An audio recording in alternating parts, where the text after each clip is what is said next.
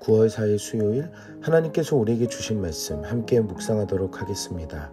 성경 열왕기하 2장 15절부터 25절까지입니다. 맞은편 여리고에 있는 선지자의 제자들이 그를 보며 말하기를, 엘리야의 성령이 하시는 역사가 엘리사 위에 머물렀다 하고 가서 그에게로 나아가 땅에 엎드려 그에게 경배하고 그에게 이르되, 당신의 종들에게 용감한 사람 50명이 있으니 청하건대 그들이 가서 당신의 주인을 찾게 하소서. 염려하건대 여호와의 성령이 그를 들고 가다가 어느 산에나 어느 골짜기에 던지셨을까 하나이다. 엘리사가 이르되, 보내지 말라. 하나 무리가 그로 부끄러워하도록 강청하매 보내라. 그들이 50명을 보냈더니 사흘 동안을 찾되 발견하지 못하고 엘리사가 여리고에 머무는 중에 무리가 그에게 돌아오니 엘리사가 그들에게 이르되, 내가 가지 말라고 너희에게 이르지 아니하였느냐? 그 성읍 사람들이 엘리사에게 말하되, 우리 주인께서 보시는 바와 같이 이 성읍의 위치는 좋으나 물이 나쁨으로 토산이 익지 못하고 떨어지나이다. 엘리사가 이르되, 새 그릇에 소금을 담아 내게로 가져오라. 하매 곧 가져온지라. 엘리사가 물 근원으로 나아가서 소금을 그 가운데에 던지며 이르되, 여호와의 말씀이 내가 이 물을 고쳤으니 이로부터 다시는 죽음이나 열매 맺지 못함이 없을지니라 하셨느니라. 그 물이 엘리사가 한 말과 같이 고쳐져서 오늘에 이르렀더라. 엘리사가 거기서 베델로 올라가더니 그가 길에서 올라갈 때에 작은 아이들이 성읍에서 나와 그를 조롱하여 이르되, 대머리여 올라가라! 대머리여 올라가라! 엘리사가 뒤로 돌이켜 그들을 보고 여호와의 이름으로 저주하매 곧 수풀에서 암곰 둘이 나와서 아이들 중에 42명을 찢었더라.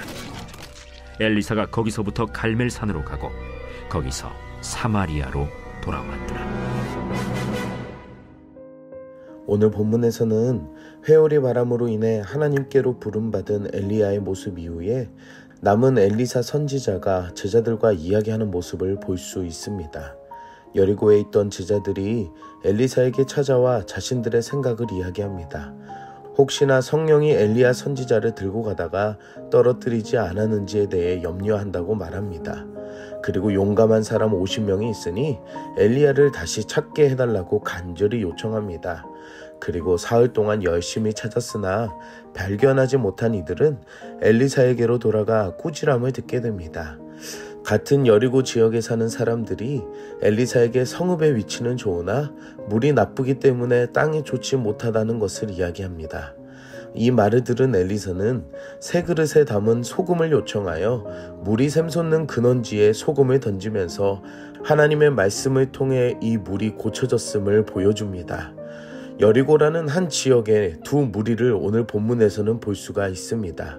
하나는 선지자의 제자들이고 또 다른 하나는 성읍의 사람들입니다. 하지만 무엇인가에 부족한 이들의 모습을 볼 수가 있습니다.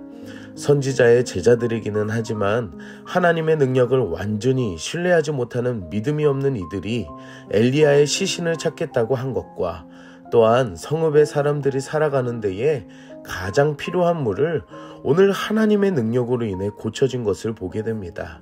여리고에 사는 선지자들이나 성읍의 사람들의 영적 상태가 하나님을 알기는 하지만 완전한 하나님의 능력을 믿고 따르지 않은 반쪽 같은 믿음의 상태임을 보여주고 있다는 것입니다. 신앙은 있는데 현재 자신의 삶에서는 전혀 하나님의 능력으로 살아가지 못하며 걱정하고 염려하는 이들의 상태가 영적으로 얼마나 어두운지를 나타내고 있습니다.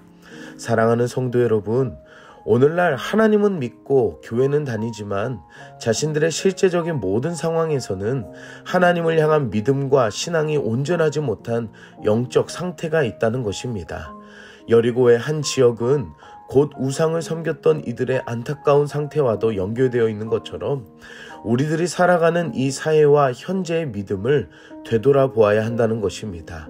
이와 같은 여리고의 상태가 오늘날 우리가 살고 있는 이곳과 우리들의 상태가 되지 않기를 깨어 기도하고 말씀으로 생명의 물이 바뀌는 기적처럼 생명이시며 길 되시고 진리 되신 그 예수님의 능력을 경험하는 우리들의 삶이 되기를 축복합니다.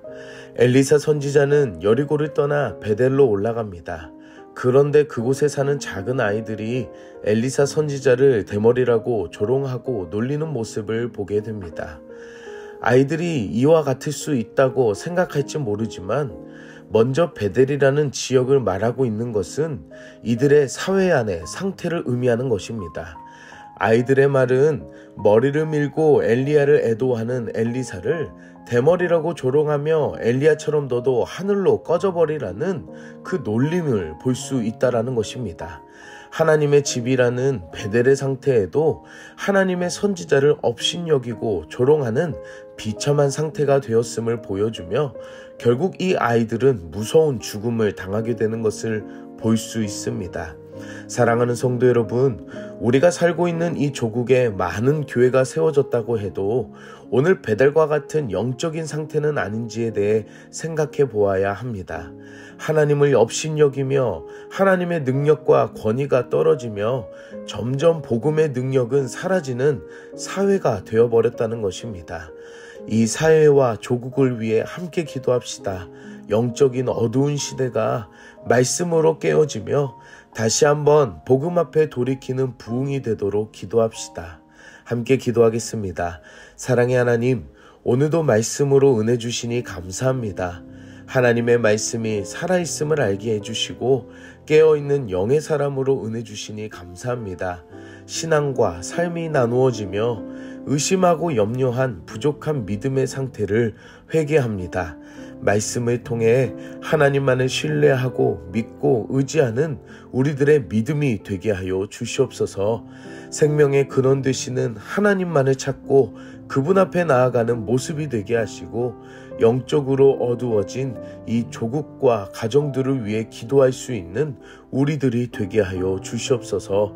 다시 한 번 더 복음 앞에 나아가는 우리들이 되게 하여 주시고 깨어 기도하며 신실한 하나님의 자녀들이 되게 하여 주시옵소서. 예수님의 이름으로 기도드립니다. 아멘.